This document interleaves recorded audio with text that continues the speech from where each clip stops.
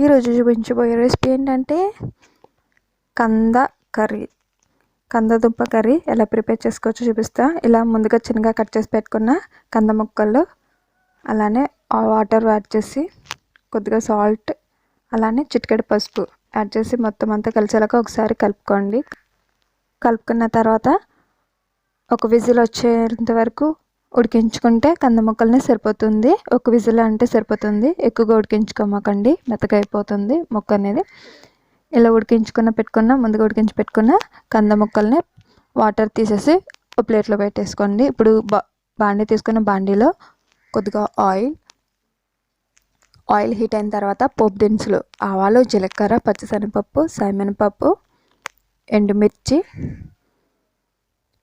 ఆయిల్లో ఫ్రై చేసుకోవాలి. ఇలా ఫ్రై అయిన తర్వాత ముందుగా తరిగిపెట్టుకున్న పచ్చిమిర్చి అండ్ ఉల్లిపాయ ముక్కలు, అలానే కరివేపాకు ఆకులు ఇలా ఆయిల్లో ఫ్రై చేసుకోవాలి.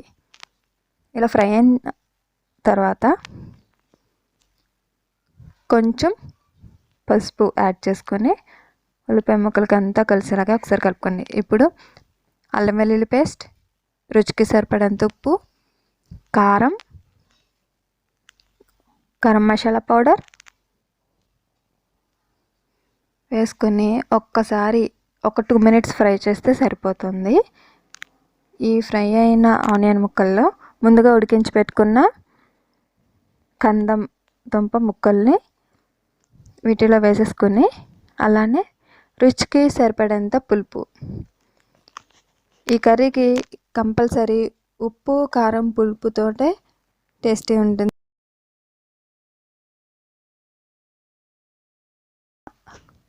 చింతపండు వేసేసుకొని ఒక 10 minutes ఉడికించుకుంటే సరిపోతుంది. ఫైనల్లీ కొత్తిమీరతో గార్నిష్ చేసుకున్నా అంతే. ఈజీ అండ్ టేస్టీగా ఉండే కంద దుంప కర్రీ ఇస్ రెడీ. కందదుంప అంటే చాలామంది తిన్నారు కదండి. ఇలా ఒకసారి ట్రై చేసి చూడండి, చాలా అంటే చాలా బాగుంటుంది. అండ్ ఈ వీడియో చూసిన వాళ్ళు మై ఛానల్ తప్పకుండా సబ్స్క్రైబ్ చేయటం మాత్రం మర్చిపోమాకండి. అలానే బెల్ ఐకాన్ క్లిక్ చేయండి. ఇలా ఈజీ అండ్ సింపుల్ ప్రాసెస్తో మీకు మరికొన్ని వీడియోస్ చూపిస్తా.